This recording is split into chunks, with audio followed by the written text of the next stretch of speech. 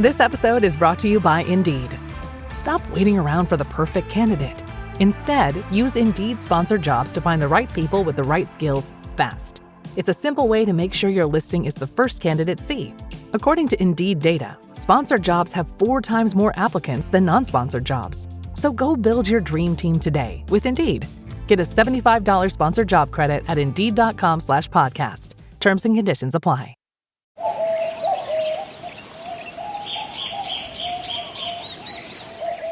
As a chef, I know flavor doesn't begin in the kitchen.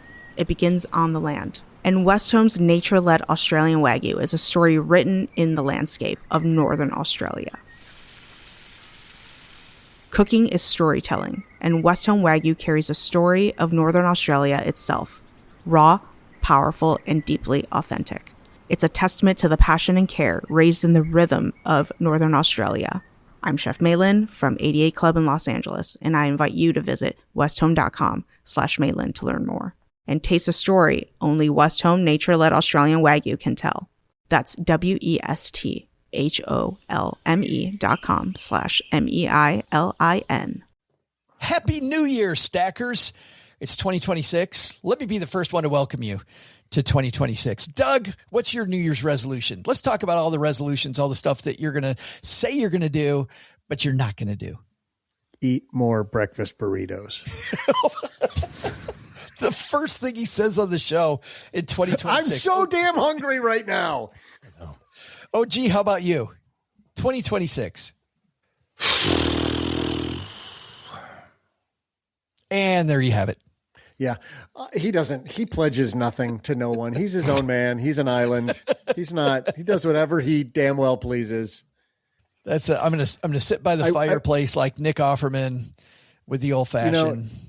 I will say, I've joked a lot about breakfast burritos lately because I'm incredibly hungry right now and this recording is taking forever, but I'm going to stop scrolling. We've been here for 30 seconds.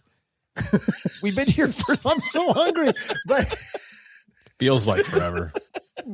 When do we end?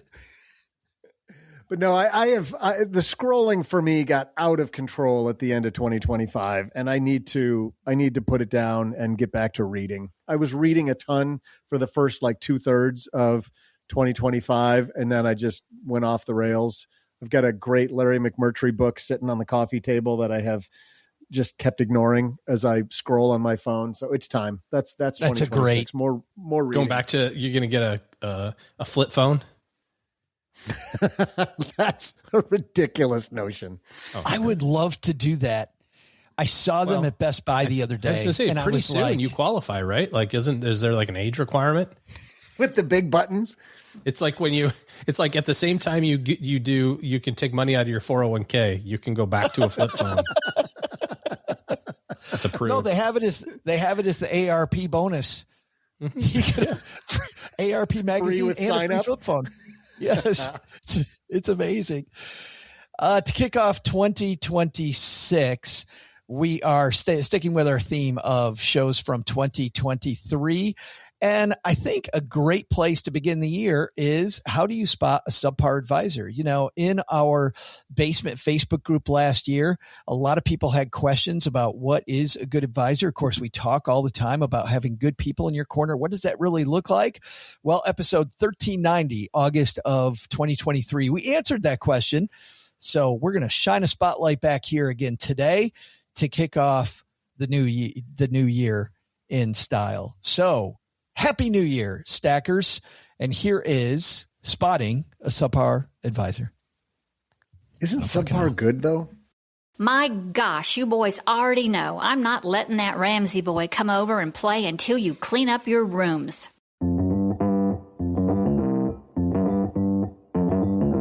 Live from Joe's mom's basement, it's the Stacking Benjamin Show.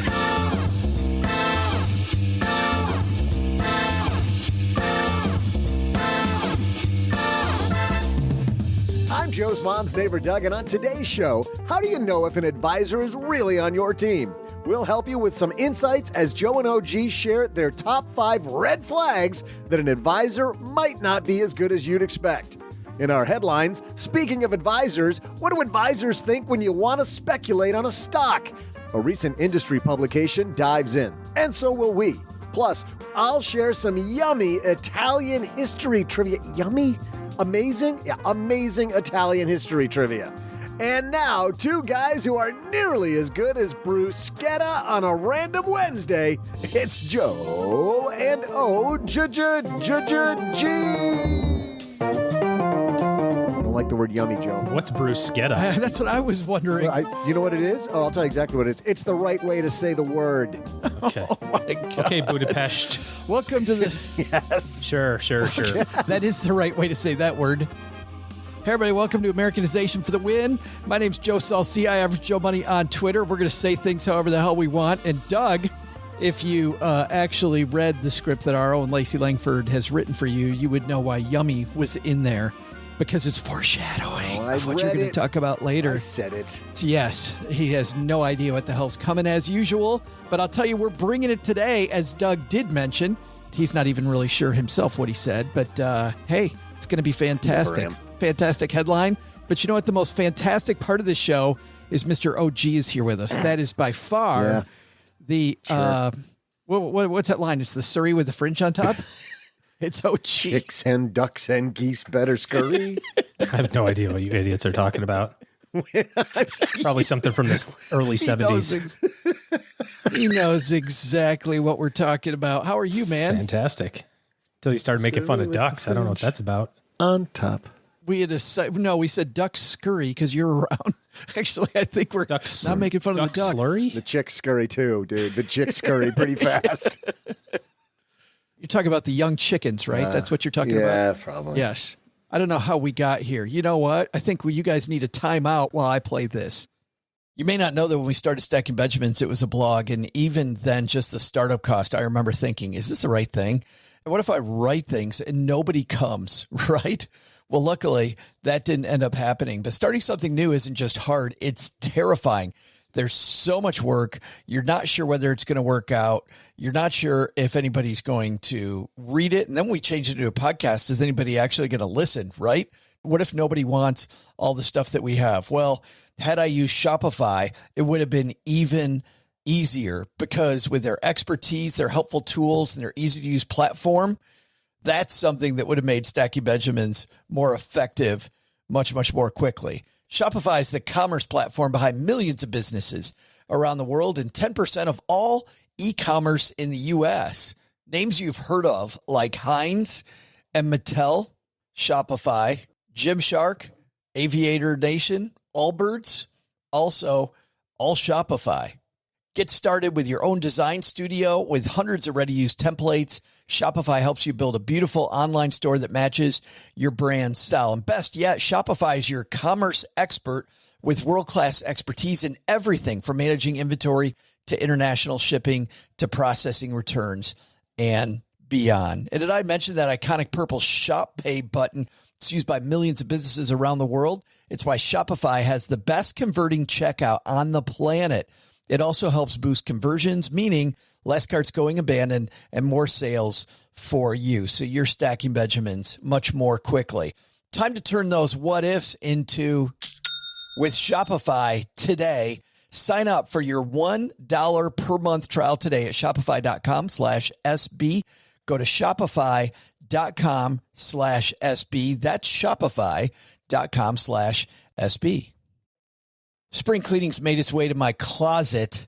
This time of year always makes me rethink exactly what's in my closet.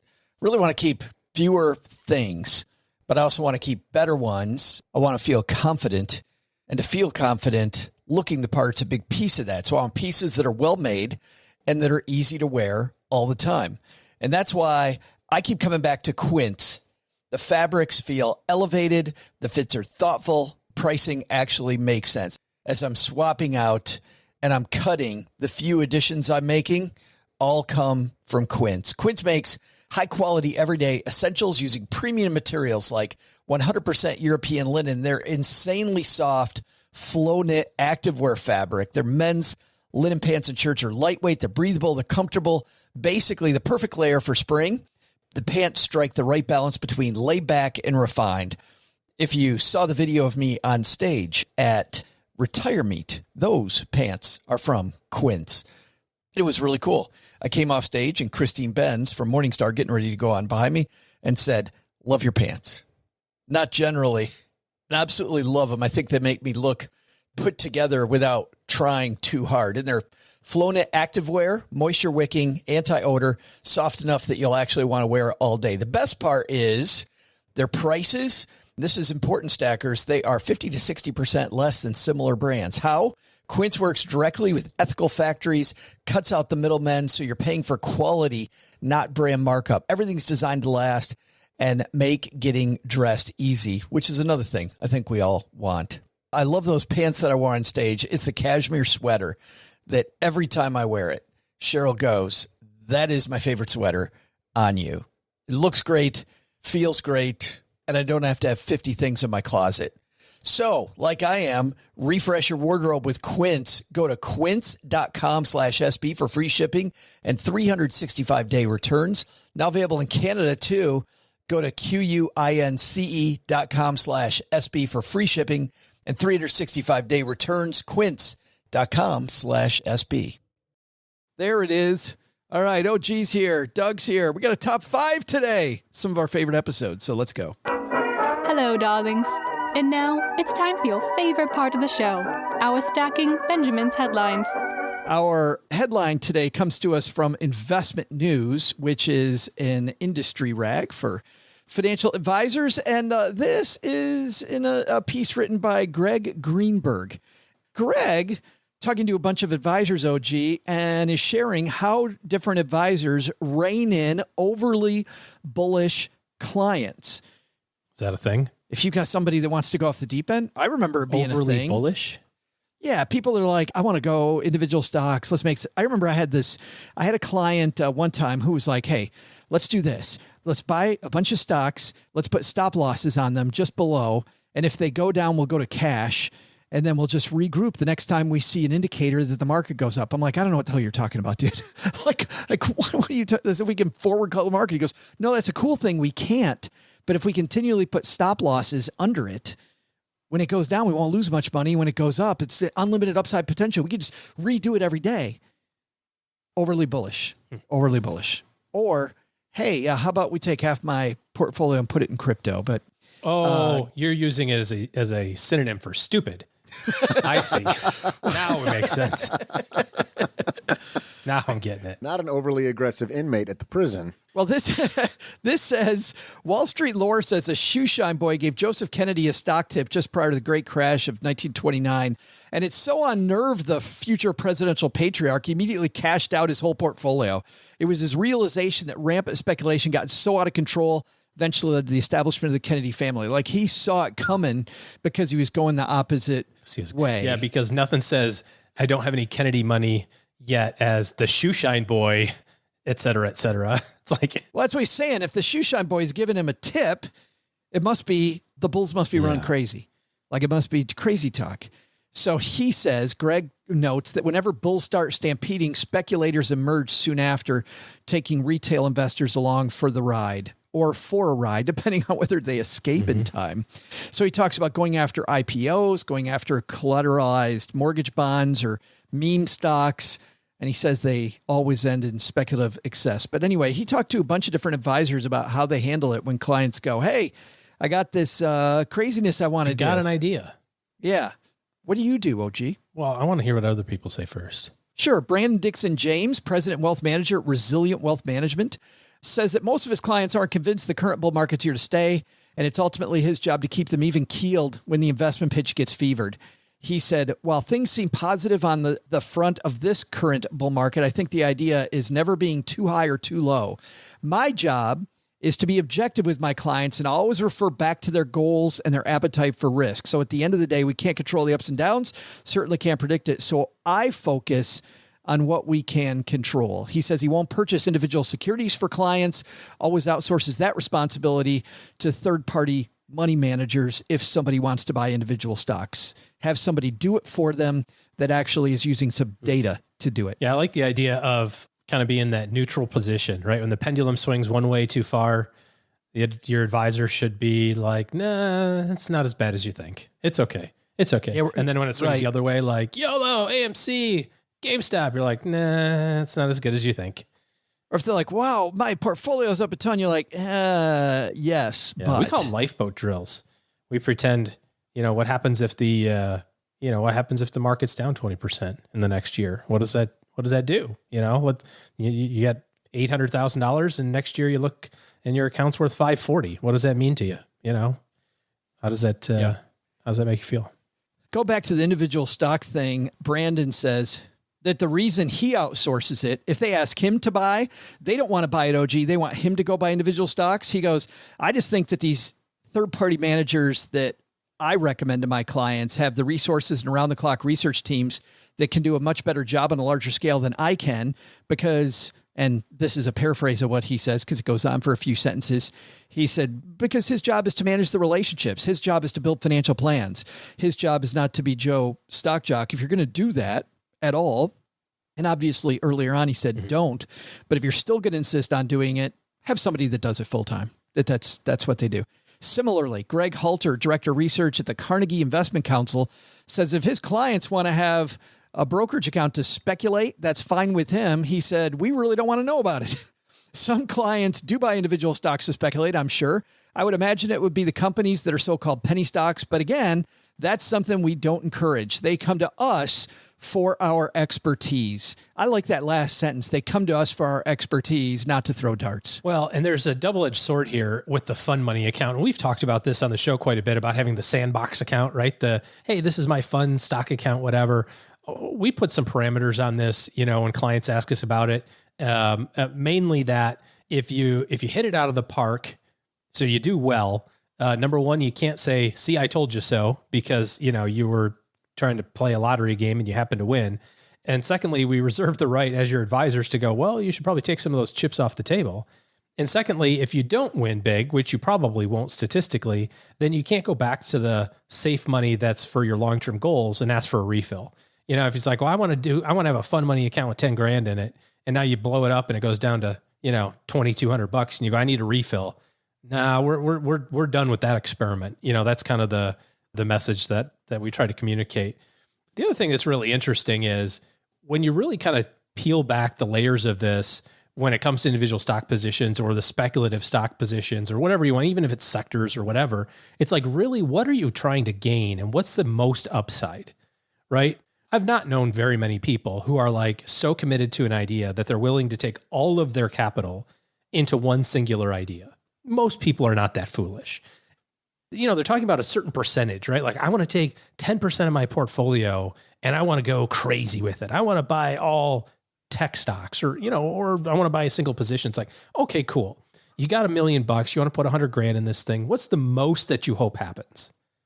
It's like, well, I hope it goes up better than the market. It's like, all right, cool. So the market's going to do 10 automatically on average. Well, you hoping you do 12? You hoping you do 13, 15? Like what's your number? And you start putting some dollars to that and you go, I'm taking all this risk for an extra $2,200 return or an extra $5,000 return. When you start putting real dollars and cents to these percentages that you're thinking about, it's really not moving the needle that much in the long run compared to the risk that you're taking of, a single idea with a percentage of your portfolio. Yeah, riding that roller coaster, the emotional turmoil that you're going to go through. There might be some people listening to this, OG, with all of the talk still of, of recession, of possible problems in the real estate market, all these things. This idea that we're in a bull market, there may be some stackers out there going, we're in a what? We're in a bull. Like if you haven't looked at it lately, since last October, the S&P 500 has been going crazy. It seems like it was just a flash in the pan, but remember that this time last year, we were kind of in the thick of it. We were just as far into it last year at this time as we are this year into this time, and see how the differences feel. It's like, woohoo, everything's great. It's like last year was like, oh, I'm going to jump off a bridge, and it's like, we've had the same experience, over that same period of time. It's just the other side of the equation, both of which, by the way, are unnatural, right? The minus 20, worse than average. The plus 20 so far this year, better than average. So what does that tell you when you look at like the concept of standard deviation or the concept of variability? We're outside the norms on both sides of this right now. It seems like it's got to eventually settle back down. Well, and that also brings up, I think, a good point. If you sold at the bottom because of the fact that you were afraid, you're like, I can't take any more. The market roughly bottomed out, I think, around October 11th. If you bought SPY, which is the spider, that's the S&P 500, you got paid $357.74 a share. Today trading at $456 a share. Some 20-odd%. Yeah, up $100 a share. Yeah, so big number. We will link to this story and more resources in our show notes, and we'll dive deeper in the 201, our newsletter, stackingbenjamins.com/201. And of course, we've been talking about this just the last couple of weeks. This week, Kate, for her birthday, which was last Saturday, big milestone birthday, said, hey, let's do a giveaway. People that join the 201, you not only get these tips that you need, you will also be in the running for some awesome Sennheiser noise canceling headphones. If you're not familiar with Sennheiser, same brand that NPR uses for their microphones. This little known group called NPR. I don't know if people know who they are. It's maybe we can help NPR get a little bit more coverage by giving these away. But stackingbenjamins.com/201 or /birthday bash will get you there. By the way, if you already get the 201, good news for you as well. If you just use your referral code that you'll find inside of every 201, your unique referral code, everybody you refer will get a entry. And of course, so will you for every person that you refer. So people already getting the 201 can get multiple entries where you can only get one for getting yourself in. Coming up next, OG and I have another top five, a type of episode that as I go around the country and meet stackers, people are like, I love it when you guys do top fives, and we don't do enough. Well, we're doing one today. We're going to talk about red flags that might give you kind of a heads up that your advisor might not be as good as they could be. But before that, Doug, as we said earlier, I think you've got some yummy trivia. And by the way, the reason you've got yummy trivia is because next week, OG, this is a prelude. This is kind of like a signpost along the way. Next week, Len Penzo's sandwich study. Ooh, coming up. Sandwiches. We're going to have Len Penzo diving into sandwiches, and I can't wait to see that egg salad sandwich. How much is the price of eggs? I say they've gone down this year, up in right? a year. I just diving into egg salad. Well, they've gone down now, but are they down? How far down are they off the high? Would we've been better to not have? I don't know. We'll see next week. But as a prelude, I think we got some Italian foods, Doug. It's Italian, Joe. Italian? Sorry. Italian. To go with my bruschetta. I swear to God, that's the right way to say that. Okay. Hey there, stackers. I'm Joe's mom's neighbor, Doug, and I come bearing good news. In only 7 days, Len Penzo will be here to share the results from his sandwich survey. If you're new to Stacking Benjamins, it's an annual tradition that you won't want to miss, and a great way to see how inflation affects your wallet. Well, here to help lay out the red carpet, let's talk about one of his favorite topics, bologna. Oh, boy. That's how you say that word, too. Funny thing, not only is bologna a meat, it's also a great city in Italy. Yeah, while bologna is known for salty goodness between two pieces of bread with maybe some mayo, the city is famous for miles of historic porticos, its leaning medieval towers, and its gorgeous Piazza Maggiore. See, God, I'm nailing this. What do the two have in common? Both the city and the meat are part of a huge culinary tradition, depending on who you ask. Bologna, the city, not the meat, has made tons of Benjamins. Well, it was florins, but now I suppose it's euros on its bolognese meat sauce. But it's also known for bringing the world another popular Italian dish. So today's question, what dish is it? I'll be back right after I go set the table for dinner. I don't care what time it is, I'm starving after reading that.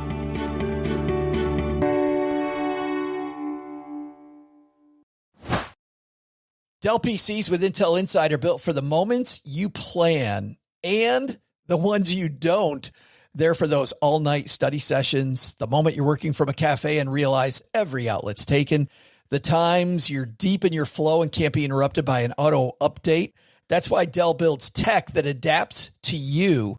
Built with long-lasting batteries so you're not scrambling for an outlet, and built-in intelligence that makes updates around your schedule, not in the middle of it.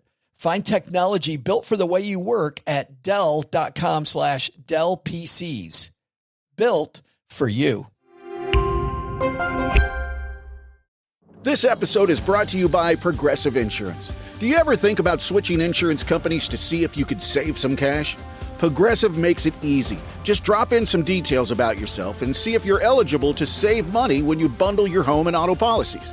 The process only takes minutes, and it could mean hundreds more in your pocket. Visit Progressive.com after this episode to see if you could save. Progressive Casualty Insurance Company and Affiliates. Potential savings will vary. Not available in all states. K-pop Demon Hunters, Haja Boys breakfast meal and Huntrix meal have just dropped at McDonald's. They're calling this a battle for the fans. What do you say to that, Rumi? It's not a battle. So glad the Saja Boys could take breakfast and give our meal the rest of the day. It is an honor to share. No, it's our honor. It is our larger honor. No, really. Stop. You can really feel the respect in this battle. Pick a meal to pick a side. Ba-da-ba-ba-ba. At participating McDonald's while supplies last.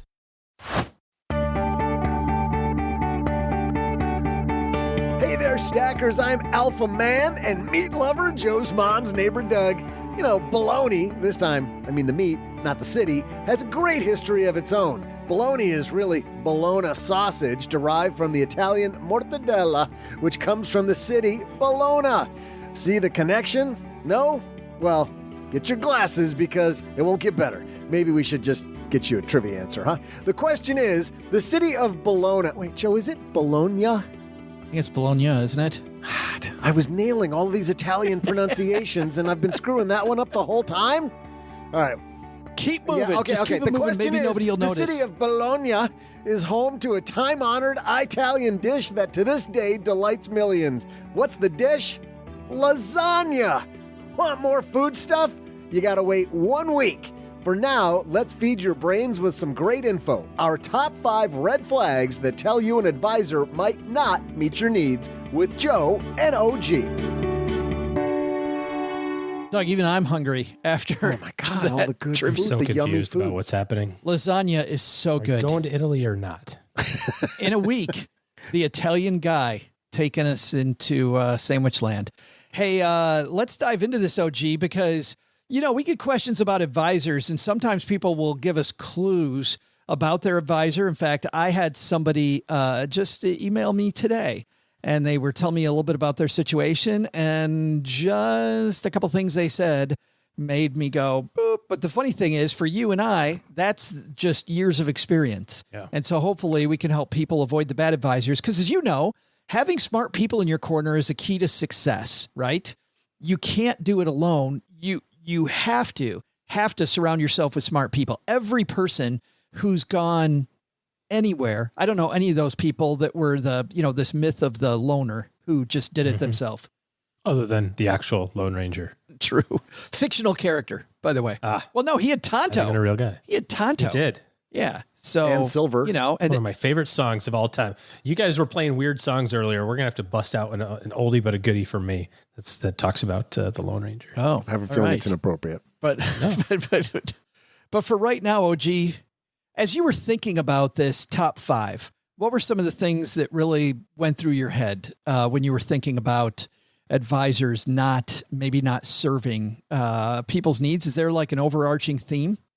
Yeah, there's humility and the kind of, or lack thereof, if you're thinking about it from the opposite side, and the all about me. I think that's probably kind of sort of the overarching thing. And there's some other, major red flags that are kind of easy to digest. Sure. But the spidey sense tingling ones kind of sort of theme around that. And I'll give you an example about this. I mean, ultimately, and maybe this is one of them just kind of anecdotally, I was talking to a younger advisor who had called me for something and was asking about a problem, like a case scenario, right? How do I solve this problem? And I said, gosh, I don't even know the answer to that. I have some ideas of where to start, but it sounds like you need to get, a pro involved in this particular issue, some special issue. And he was like, well, no. Clients pay me to know these answers and be able to answer this for them. And I can't send them to another person. And I said, well, you're not sending them to another person. You're providing them the resource, the specialization. I mean, I have a personal physician, right? A doctor that does all my lab work and that sort of thing. And when I texted him, I said, man, I have real trouble with my shoulder lately. I don't know what's going on there. He texted me back and said, go see this guy. He didn't say, well, why don't you come in and I'll poke around a little bit and see if I can't solve it. He's like, I'm not a shoulder guy. Go see my shoulder guy. And I still come back to my main doctor. Yeah. You know what I mean? Well, and if the doctor is great, the doctor has a team of people, when you talked about lab work, who actually are doing the lab work and notice this stuff all day long and then give the results back to the doctor, who also weighs in. But a great doctor surrounds themselves with great people, just like a great investor will surround themselves with other great investors. Yeah. Well, on that note, OG, why don't we dive in with our number 5? Number 5. Who's going to start this shindig? You should. Yeah, I'm gonna start off, and this is because it is number 5, because this one is going to be qualified. You know, I worked with a big company. There were a bunch of good advisors with the big company that I was with, Ameriprise. I thought they were a fine company. However, just generally, OG, when I hear that an advisor is with a big company instead of independent, and this does not mean independents are all great or big companies are all bad. I do hear big company, and I know there were many times during my career when the big company I was with had some ulterior agendas that truly were about sustainability of the company as much as they were about sustainability of the client. It was my job as an advisor to really kind of fight against that. When I saw great advisors at this company, they all did the same thing. So I just put generally big company makes me go, And by the way, if it's big insurance company, I go, even harder. A double, Yeah. Double, Yeah. Ultimately, you can kind of just look and see where the interests are aligned. It's really funny because a lot of, if you look at any sort of issue with, I mean, frankly, any profession, but we're talking about the money profession right now. If there's an issue, it can almost always be traced back to what are the incentives?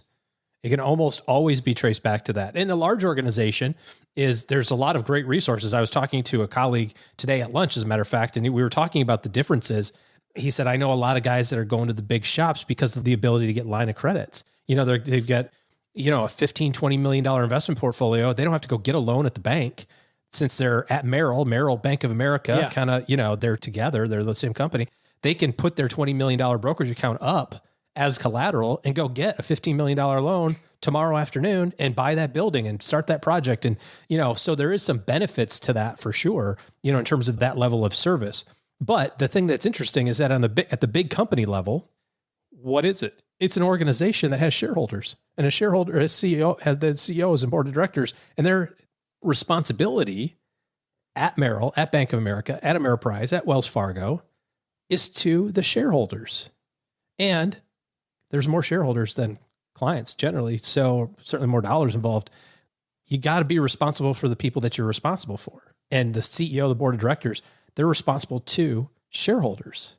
Ultimately, and that gets back to our credit union discussion that we had a week ago, right? Where credit unions, nonprofit organizations still want to make sure that they bring in more business all the time to keep the credit union going, but they're responsible to their members versus the shareholders.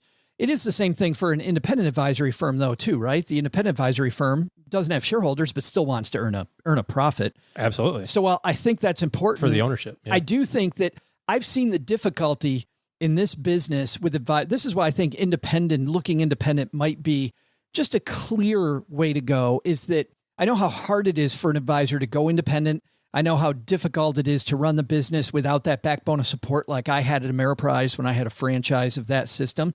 To be able to make the jump first, which is not easy.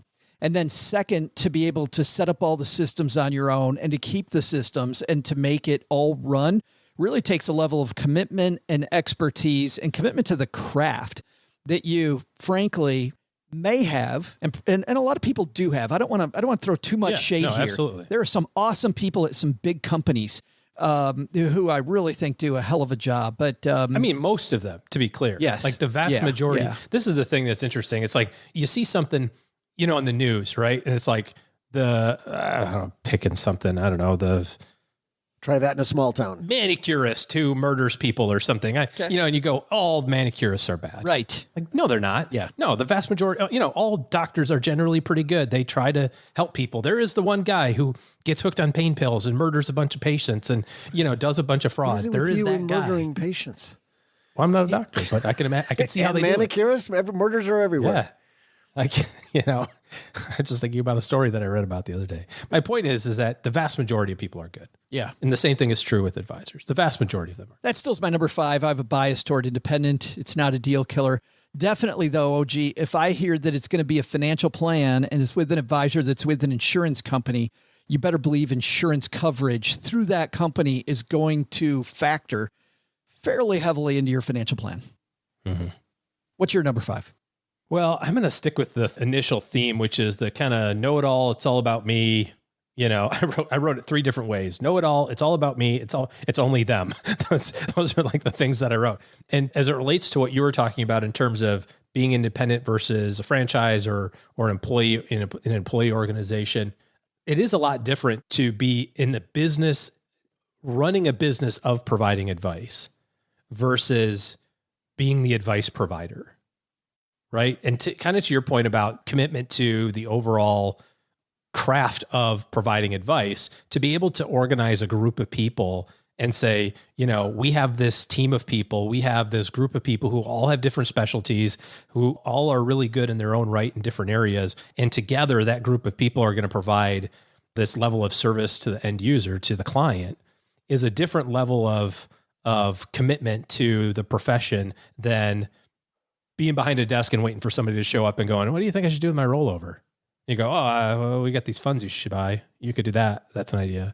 And I'm kind of not giving you enough credit, but it's kind of along those ways. If the person you're talking to is like, oh, no, I've got this big support group and it's the big sign out front. I go, really? Kind of like what you were saying. Really? You know, and there's some truth to that. Sure. But it's a lot higher commitment level if you can recognize and have the humility to understand that there are areas that you don't have expertise in, and I'm willing to find the solution, or the advisor's willing to find the solution, whether that's internally or externally, to provide the best service. Well, when you think about the role, what the true term, I feel like, and this was my problem when I went over from the advisory side to the financial media side, was that there's too much emphasis on the word advisor in sales and salespeople. I mean, an advisor in general, no matter what they're advising you on, OG, they advise you. And advise you often does not mean they do it themselves. That is a product provider does it themselves. An advisor says, hey, OG, go over here and do this. Go check out my guy over here. I'm going to hook you up with this great woman. She does this awesome work on taxes or mortgages or whatever it might be. You know, I got this professional doing XYZ thing. I'm going to help you get connected with this group of people or this thing. Like an advisor advises, they do not keep it all in-house. And certainly anybody who thinks, you know, and I am kind of biased against one-stop shops for that reason. I think if you're doing 85 different things, if you're prepping, if you are providing the entire insurance solution, you're providing the tax advice, you're writing the will, you're doing the financial plan, you're doing everything with the financial plan. Heck, I'll write your car loan. I'll do all this stuff. How are you doing any of it really well? And are you truly the best in all these different areas if it's all in-house? I doubt it. I seriously doubt it. Well, it's interesting that you're talking about that because what you're talking about is a concept called wallet share, which is a really important concept in the big organizations, right? And they talk about it in their annual reports, you know, Merrill Lynch or Bank of America or Morgan Stanley and Goldman Sachs, these big organizations, they talk about how much of our clients' wallet share do we have? Because to be fair, the more things you have with one organization, the less likely it is for you to leave that organization, right? I mean, If your mortgage and your 401k and your checking account, savings account, and credit cards are all with Bank of America, it's like, I don't, you know, how much of a pain in the ass is it to move half that stuff to Vanguard and go find a credit union and get better interest on your savings account and that sort of thing?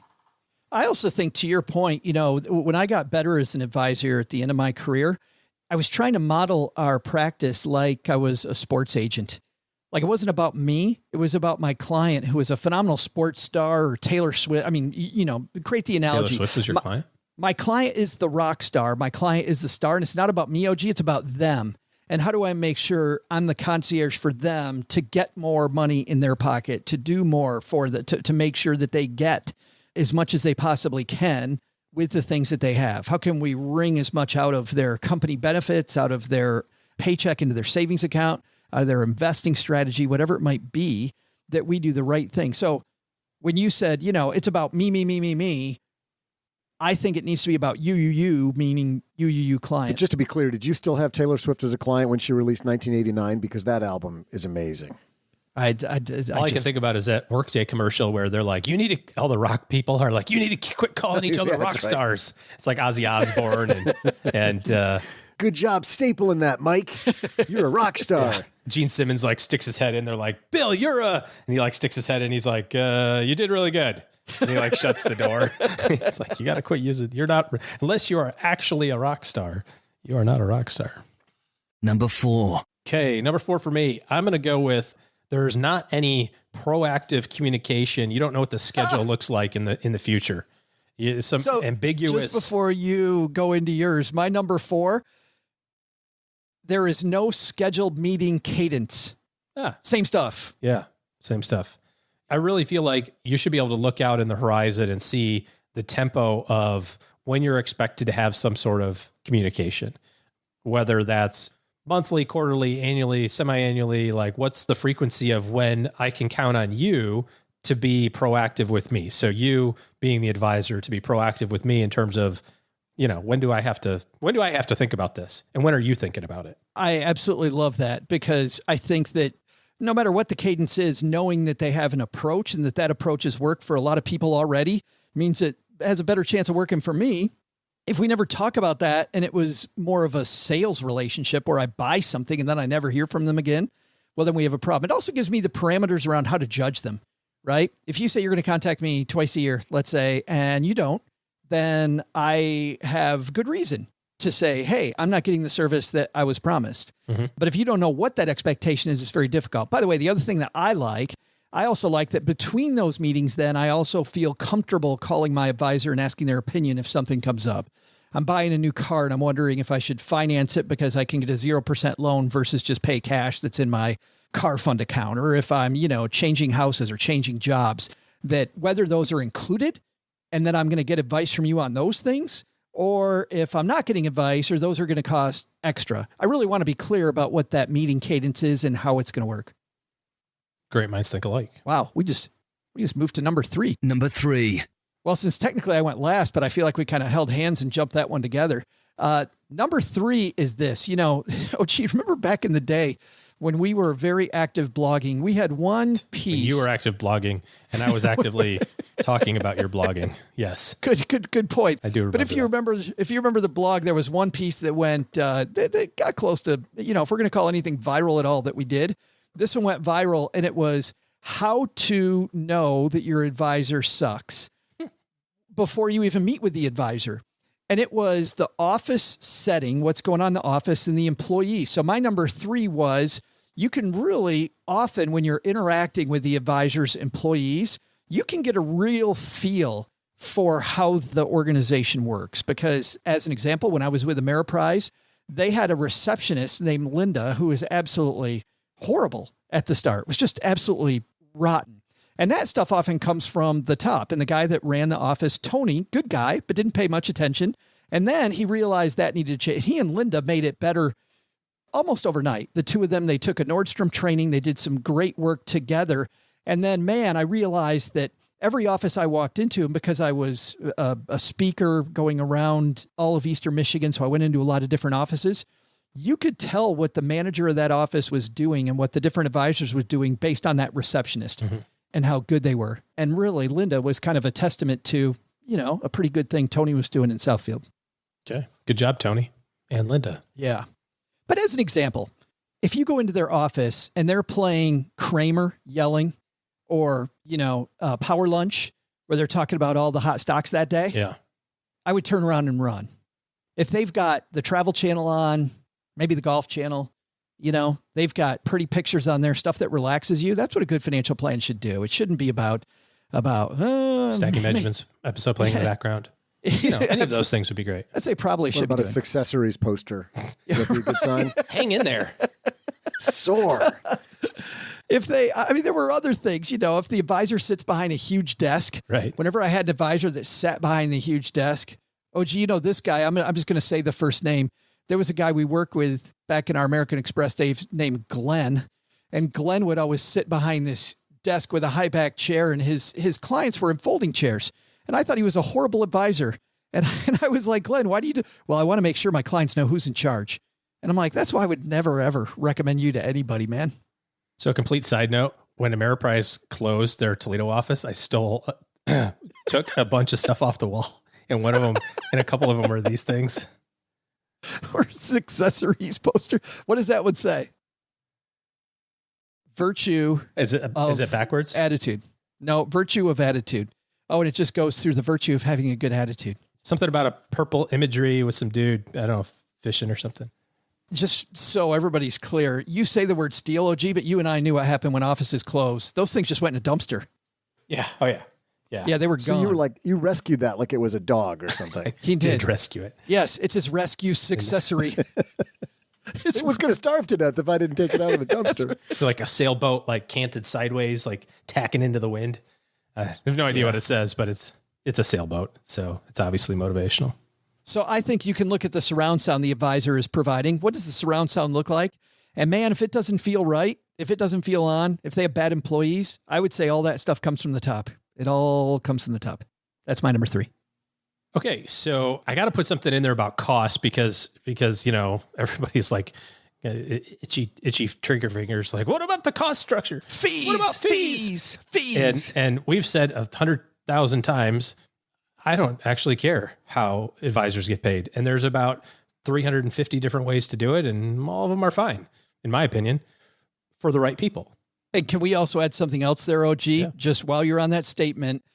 Also, I believe the attention to fees is because most people don't know enough about really what's going on in the financial planning business to truly comment on anything else. It's easy, it's low-hanging fruit, and it's lazy. Just want to add that. Well, I'm looking at it from the client perspective. Maybe in the media perspective, it's lazy for sure. But on the client perspective, it's something that's right there. And again, back to what I was saying before, I don't know that there's a right answer for it. I think that the people that you're working with should be able to easily articulate what they get paid for and how much it costs. And that's simple. And unabashedly, like, we get X dollars, we charge you this much per month, we have this percentage fee, we have this structure, A, B, C, da, da, da, da. If you get into some sort of like, well, you know, we really get paid a couple of different ways and it just depends on the sometimes, and we're really paid a third way, and that's through your recommendations and your referrals, and like, okay, just tell it to me straight, man. How much is it per month? How much is it per year? How much is it on a percentage base? Like, whatever your deal is, just hit me with it. Right? Lay it out. It is what it is. And there's nothing wrong with it, especially if you're a business owner associated with running a business of financial planning or advice of some kind, CPA firm, whatever it is. You need to, as the owner of that business, be able to pay your employees and heat and cool your building and, you know, all that sort of stuff. So you put some thought into it. Hopefully you're not just arbitrarily going, I don't know, charge how's 600. How does that how's sound? 650 sound for your tax forms today, sir? Like, you've sat down and said, this is how long it's going to take me, and this is how I'm going to charge based on that and the time and expertise and that sort of thing. So just do it the same way. Like, don't be like the doctors. Don't be like the hospital where my son broke his arm. They were like, nobody knows. They're like, how much are you paying, insurance or cash? And I'm like, well, how much is it? We don't know. Well, you fixed an arm, I'm certain, in the past. It's a big building. You have lots of doctors here. You must have a general sense of how much it costs to fix a broken arm. No, we don't know until we bill your insurance company. And I just couldn't even believe it. I just, you know, and that's, I think sometimes advisors do that. They're like, well, how much you got? It's like, well, yeah. What do you mean how much I got? How much is it? What? Well, how much what kind of car you want? You know, it's like, just tell. Well, and that's what's difficult too. Like, if I'm trying to evaluate whether to hire somebody to be in my corner or not, I got to know what the value is. I mean, one of the questions, OG, that frustrates me the most is that expensive, right? How often have we had that question? Yeah. I get charged X amount. Is that expensive? My first question always is, well, what are you getting for that? I need to know because it might be super expensive. You might be paying next to nothing and it could be hugely expensive. You could be paying a ton of money and it's not expensive at all because you're getting this Cadillac of service. So what am I getting versus what I pay, I think is a much better metric. And by the way, this is, you know, we've interviewed people at different philanthropies, and this is kind of a carryover. There was a period when it come to philanthropic giving, and there's still people with philanthropic giving that are like, what's your overhead? And what's the kickback we've seen on that lately, OG? The best evaluations of a philanthropy are not around overhead. They're around reach and results because, and we've had people on this show tell us this, we need to be able to hire good people to get good results.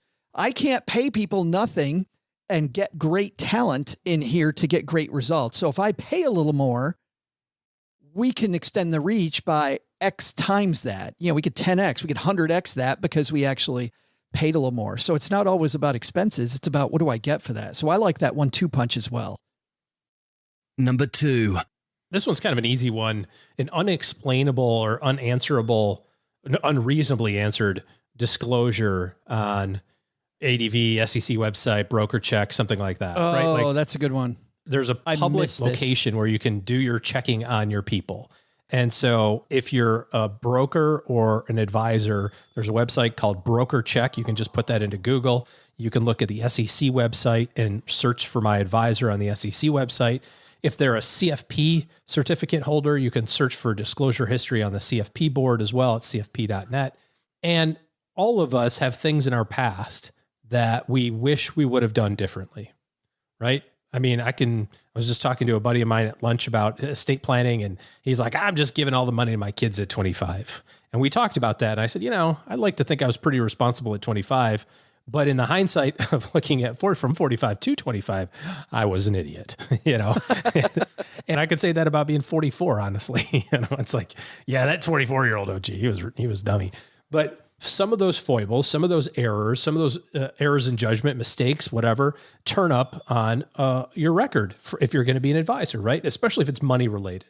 And there was a long time, a very long time, I think almost until 2012-ish or so, where any sort of financial issues in the background almost excluded you completely from being in the financial industry. If you had a bankruptcy, if you had a foreclosure, if you had a tax lien, if you had anything, missed a payment on your credit card, red flag, you were done. Done. From the recession in 2007 to 2009, the government and also the CFP board sort of relaxed those standards a little bit and said, we understand that life happens on occasion, right? It's just, you do your best and things don't go according to plan. And as long as you can kind of sort of explain what happened and how you solved the problem, we will be willing to, talk about that or allow you to stay in. And so I'm not talking about financial issues where it's like, listen, I had a medical thing. My partner got sick. We had a medical issue. Mom and dad were ill. I had to sell the house in foreclosure, red flag, right? That's what happened. I'm talking about the red flags of client complaint, settled out of court, client complaint, settled out of court, client complaint, settled. Like, what's going on here? If you've got ding, ding, ding, ding, ding, all these, the client screwed me. My boss screwed me. I got screwed on that. And there's not really any answers to that. Anything that has to do with fraud or malfeasance with client funds, automatic, never pass go, do not collect $200, right? There's no coming back from that in my book. Personal financial issues, I think you can have some conversation around it, try to understand what happened in their circumstances because it's going to be there. But if it's not explainable easily, my spidey sense is tingling a little bit. Yeah. No, and if they just shy away from the discussion, I've said publicly that on my record there was one complaint, and I was very happy to go through it and talk about exactly what happened. And it frustrated the hell out of me that it was on there. And I think through my explanation of, and this is the bad news, OG, it was on there for a good last 4 years of my tenure as an advisor. And I think two people looked at my record between my existing clients and people that were thinking about who to hire. Not enough people do exactly what you just said when they hire help. Well, now look and see what's out there. Yeah, it's really interesting. We're fortunate that we have a company that comes every couple of weeks to do a little clean in our house.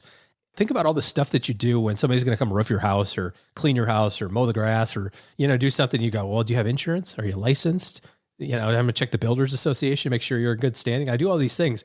And then what do you do when you go to hire an investment advisor? Well, she seemed nice. Yeah, right. Yeah, I was really easy. I just rolled over my $2 million account. It was super simple. Yeah, sound great. Did you give them a once over? Did you look online? Did you Google them real fast? Well, you think about the fact of where you're getting your advice. It always frustrates me because that's often what happens when people are getting advice from the wrong places. They didn't do enough due diligence up front. And I feel like if you're going to surround yourself with a great board of advisors, you're going to do a lot of, if these people you're going to base your life decisions on in areas where you might have blind spots, do half an hour of due diligence. Well, it's like that CFP commercial, right? Where the guy's a DJ. He's like, He goes, all right, so this is your plan. What did you think about it? And they're like, oh, it's great. It's great. He's like, do you think I'm pretty trustworthy? Do you think you'd take, oh yeah. He's like, well, that's great. Cause I'm a DJ. And he takes his hat off. He's got long hair. And he's like, I'm not really an advisor at all. I know nothing. I learned a script. That's why you have to search this out. It was a great campaign. They should have kept running that. Yeah. They should have. You could have done so many different professions there and it would have been hilarious. To your point, Doug, it was a long time ago. We're still talking about it, right? And there's a bunch of people out there who are listening who know exactly the campaign we're talking about. If you don't, Kevin will list it in our 201 and also in the show notes. So you can Every take a time you look. say that, Joe, I just picture Kevin in the background like, holy crap, how am I going to find that? What is he talking about? Yeah, just some vague old ad campaign. You sure volunteered thing, Joe. me again? I'm on it. Yeah, he's on Slack. He's like, Dear Joe, please advise what the hell you're talking about at the 51-minute mark. No idea. Yeah. My number 2 is if an advisor uses lots of jargon. Ooh. An advisor's job is to make things easier. And I found that in my time spent with advisors, the biggest BS artists were the ones that like to talk in big words and truly weren't good but advisors. The alpha and beta and standard deviation omega is pretty sweet. Alpha beta. And by the way, it doesn't mean you should shy away from that stuff, because I would definitely show people the beta as an example, but it was my job then to explain what it was. Doug's to say, got a restraining order for showing people his beta. It's an industry specific term, apparently. Based on his history, he's not allowed to show anybody his beta. It's like Jeff at the wedding reception that we talked about last week. With the kilt. Going around showing 18P of his sister-in-law 18 times his beta. Yeah, not good. Don't do that. But I think that advisors that use lots of jargon, listen, their job is to make your life easier. Their job is to simplify it, make sure you understand. It's not their plan, it's your plan. And your main goal is if your advisor gets hit by a bus, you want to be better off by having work with them. And if you don't understand what the hell you're doing, well, then it's not a great. So that's my number 2. Get away from lots of jargon, or people, Doug, that do the smoke and mirrors kind of thing, I think, which sometimes it's easy to see and sometimes it's not. I know you've got an example of one that I think we've talked about in the past. Well, is it the one where you guys have both groaned when I've talked about that really big firm that's got commercials on TV all the time that says, we do better when our clients do better? Right. Is it that one? Right. Yeah. And that one is tough. I mean, this one is a little different because the average person listening won't get this. But there's a huge number of advisors out there that do the same thing. And this guy is named Ken Fisher. And whenever I see Ken Fisher's advertisements, he takes something that everybody else does. See, we do this thing where we look at the most efficient use of your asset. Really call the efficient frontier, jerk? Something everybody else does? Oh no, it's proprietary. You got to go through my genius to get it. I don't know if Ken Fisher's a good or bad advisor, but there's no way. He's a big advisor. I would say he's nobody. Is he anybody's advisor anymore? No, I don't think so. Based on his advertisements, he's always makes me roll my eyes. Just the advertising that guy does is crazy. All right, that's my number 2. What's yours, OG? You already give me yours. Yeah. I'm sorry. We're on to the big one. It's time for the big one. And we're not talking about Doug's beta. Number 1. I'm just sitting here in the corner minding my own business. Next thing I know, my beta's all over the room. Yeah. My number 1 is borrowed. I've always agreed with this emotion.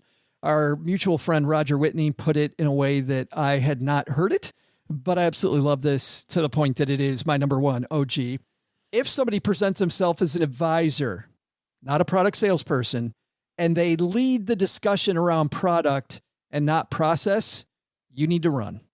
That is my number 1, that they're probably not great advisor in your corner. I literally wrote leads with product, not calls. That's your number 1 too.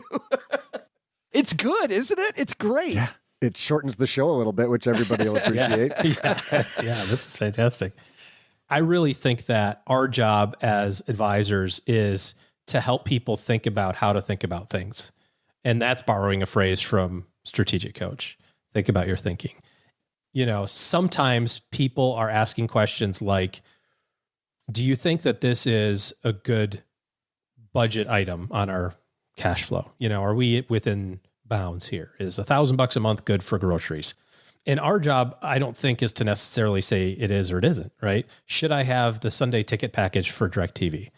I don't know, man. How much do you like football? Like, if you like it a lot, then it's probably a good use. I mean, if you're going to watch it all Sunday, like, it's probably a really good use of money, honestly. I don't know, man. Versus pay-per-viewing or going to the Cowboys game every Sunday. It's going to cost you way more to do that. But it's not necessarily to say these are the right or wrong things. It's to say what's important to you And how do we use the resources that you have to do the things that you want to do? And the more that, I mean, you said this earlier, the more that your advisor is focused on what do you want to do and how can I help you do you, the better off the relationship's going to be. And if you show up and you were picking on insurance firms earlier, Joe, but it's kind of sort of true because we've seen these plans from people. And if you show up and you're like, okay, I think I want to retire. And they're like, cool, let me show you this great life insurance product I have. There it is. You're like, wait, what? I thought I said I want to retire. Yeah, retire. That's great. Great. Retirement is awesome. But life insurance. And you're focused on that, or you have a proprietary product of some kind, a mutual fund, or you have a separately managed account, or you have some deal that's tied to your firm specifically, and you're leading with the product instead of the solution, or instead of the goal, rather, that the client's trying to reach toward. Most advisors these days should have access to just about every product. Yeah. And if you don't, that's an issue. If you do have access to every product and yet you're still leading with product, it tells me that it's about the money and not about goal attainment.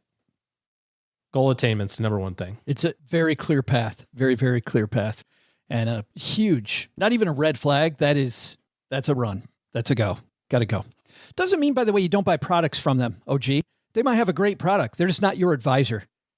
Well, I mean, yes and no. I mean, I see what you're saying, but I want to be clear about it. We, like in our firm, we use Schwab as a custodian, independent third party, to hold your money. We recommend mutual funds and ETFs to use for clients. Does that mean that you should buy them at Fidelity instead? I don't know. But if you start with it, I think is really the delineation. You know what I mean? Yeah, that's my point. That is clearly, yeah. That is agreed. I mean, in the initial conversation, this is how you tell. I mean, you can tell this right away. If in the first 30 minutes of a conversation with somebody new, if the conversation is about, tell me all the money you have, tell me where it is, and I'm going to tell you everything that's wrong with what you're doing right now, instead of tell me where your money is and tell me what you're trying to do. Tell me about your goals. What's the purpose of all of this stuff? Back to, I said I had a doctor analogy earlier, right? You don't walk into the doctor and he doesn't, or she doesn't just say, oh, okay, yeah, 45-year-old, huh? Okay, cool. So we're going to take some vitamin D pills and let's get you on Crestor and let's order up a colonoscopy. Let's go get that done right now. You go, well, what are you talking about? That's all medicine. Don't you have to do some tests first? Don't you have to see what's going on inside before you start writing out prescriptions? You need to work from a goal standpoint. And what are you trying to accomplish before you start implementing things? We will have these listed on our show notes page at stackingbenjamins.com. And of course, in the 201, Kevin will have deeper dives. He's not grown about that one. That's that's something he always does in the 201 newsletter. Looking at the time, I think that is going to wrap for this episode because and again, there it is. I think that will make this a super long show if we go there. So we'll have the Haven Life next time. However, let's talk about the community calendar, the 201 contest I mentioned for the headphones already, stackingbenjamins.com/birthdaybash or /201.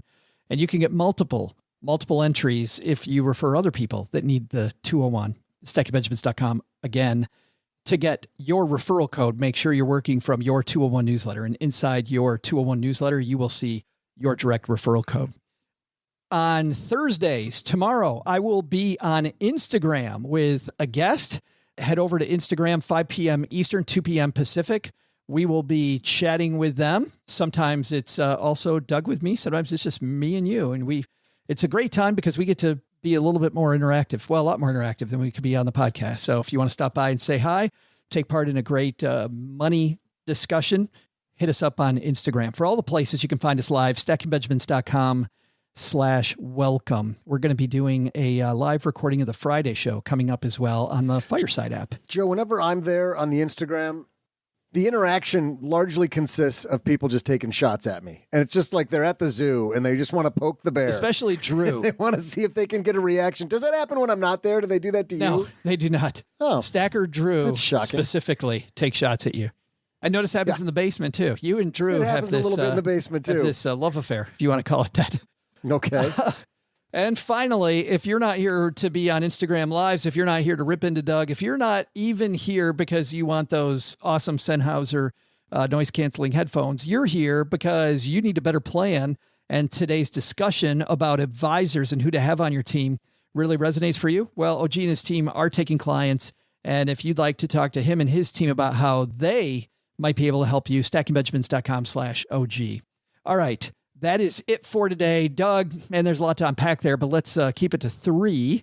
What should we have learned today? Well, Joe, first, take some advice from our top 5. Advisors should have process that works for you and not be all about product. Second, thinking about buying risky investments? Yeah, your advisor probably won't be on board, and with good reason. But the big lesson? Do not volunteer to wash the windows in exchange for Joe's mom's lasagna. She'll make you clean the inside and the outside. Now that's some real bologna. This show is the property of SB Podcasts, LLC, copyright 2023, and is created by Joe Saul-Sehy. Our producer is Karen Repine. This show was written by Lacey Langford, who's also the host of the Military Money Show, with help from me, Joe, and Doc G from the Earn and Invest podcast. Kevin Bailey helps us take a deeper dive into all the topics covered on each episode in our newsletter called The 201. You'll find The 411 on all things money at The 201. Just visit stackingbenjamins.com/201. Tina Eichenberg makes the video version of this show. Once we bottle up all this goodness, we ship it to our engineer, the amazing Steve Stewart.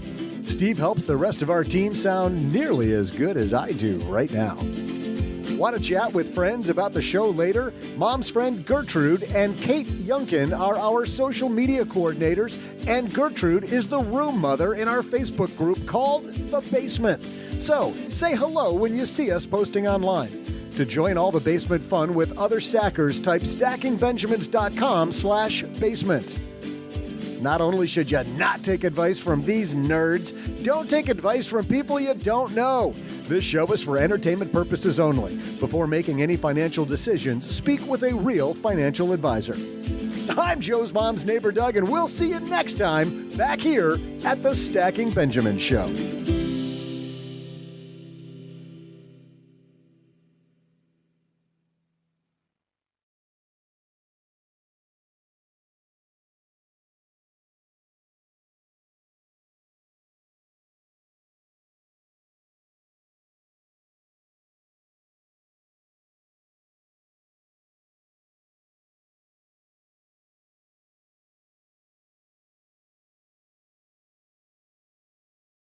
I know on the TikTok Minute on Monday, we did the cops that will come grab you in a public location in front of your spouse, take you away, tase you for an extra $25, and then they set you up at a campsite, fish, beer, everything all taken care of, and then drop you off at the end of the weekend at Waffle House and say it was a big mistake, and generally operate in confusion so you get a nice weekend away. And that was stereotypically, you know, the guy stereotypically said men, and a lot of the people in the comments were women going, hey, I want this too. It's not just men. Well, this other thing I found in a Facebook reel, I think truly is men more than women, but I'd like you guys to weigh in on this. This is if married men had to have a remembering bee like kids have a spelling bee. Let's listen in. On Tuesday, your wife informed you about dinner plans for this Saturday. Who are those plans with and what time? Can you say it in a sentence? Quote, I don't know why I'm telling your ass now, but we are meeting blank at blank for dinner. Okay, can you say it but with like a more annoyed tone? Quote, I don't know why I'm telling your ass now, but we are meeting blank at blank for dinner. End quote. Since Tuesday, how many times has she reminded me? That would be 5 times. We are going to meet Ricky and Annette at 6.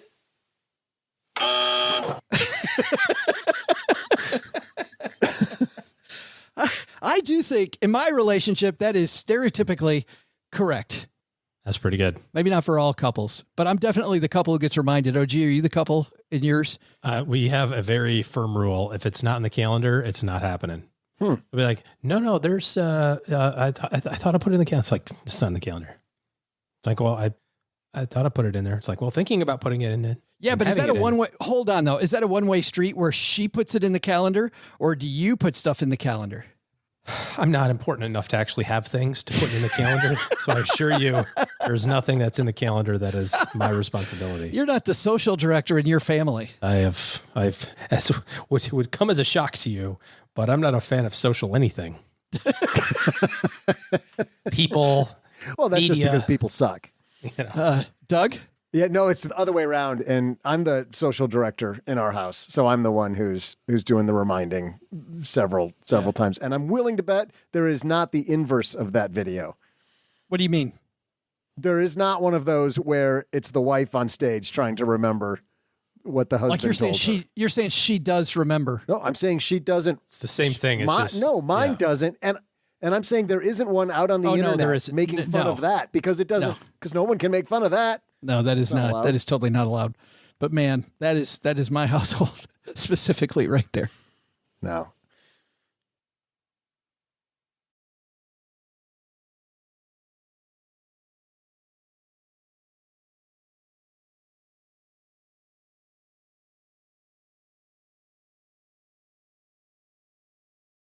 Welcome to the After Show. You know why? Because you are a rock star. And you need a second encore of this show. And OG, you have seen some television. I have seen things. Just got a quick second to catch up on some things. This is season 2 of a really, really great program. I am offering you a chance to atone for what you have done.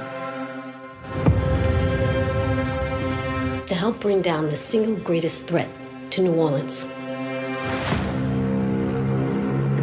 I can't do this.